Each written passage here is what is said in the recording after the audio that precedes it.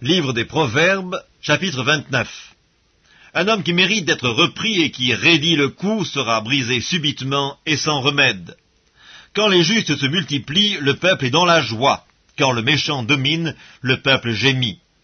Un homme qui aime la sagesse réjouit son père, mais celui qui fréquente des prostituées dissipe son bien. Un roi affermit le pays par la justice, mais celui qui reçoit des présents le ruine.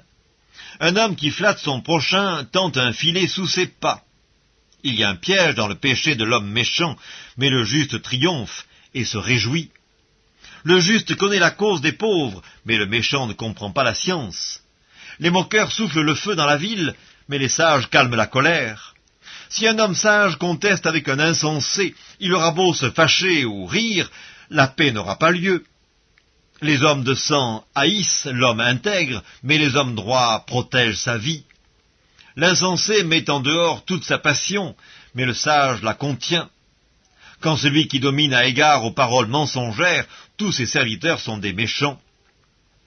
Le pauvre et l'oppresseur se rencontrent, c'est l'Éternel qui éclaire les yeux de l'un et de l'autre.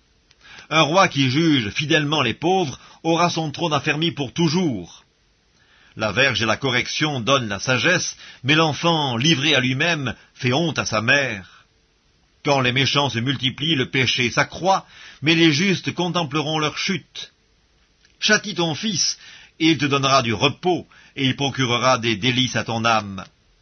Quand il n'y a pas de révélation, le peuple est sans frein, heureux s'il observe la loi. Ce n'est pas par des paroles qu'on châtie un esclave, quand même il comprend, il n'obéit pas. Si tu vois un homme y réfléchir dans ses paroles, il y a plus à espérer d'un insensé que de lui.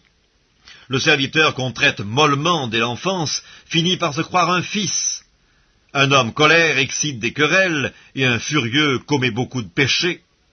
L'orgueil d'un homme l'abaisse, mais celui qui est humble d'esprit obtient la gloire.